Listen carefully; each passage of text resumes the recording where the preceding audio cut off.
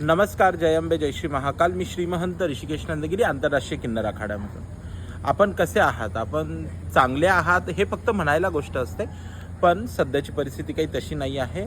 भयानक आणि युद्धजन्य परिस्थिती आहे. पहलगाममध्ये धर्म बघून गोळी घातली गेली आणि धुळ्यामध्ये, महाराष्ट्रामध्ये धुळ्यामध्ये धार्मिक व्यक्ती बघून, हिंदू व्यक्ती बघून त्याच्यावर अत्याचार केला गेला.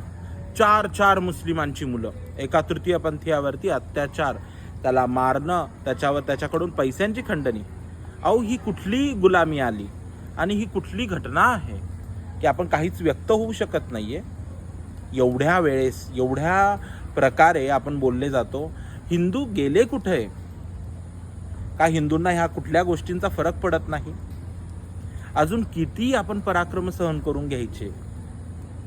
तुम्ही स्वतःला हिंदू म्हणून घेतात ना, मग अजून किती सहन करायचं? आपण कोणी आवाज नाही उठवू शकत. एका तृतीयपंथीयावरती चार मुस्लिमांनी, आणि तेही धर्म बघून.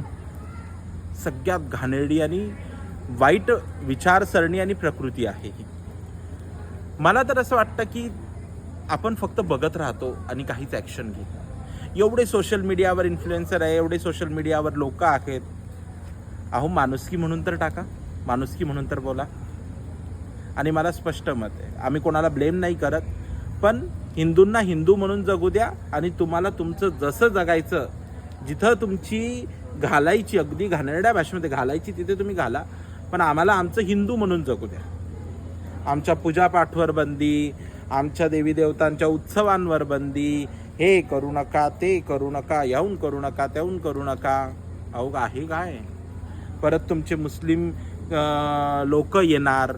आता जे चारही अत्याचार करणारे होते ते चारही मुस्लिमच होते. बघा आता तुम्हाला काय वाटतंय? आणि व्यक्त होत असेल तर व्यक्त व्हा.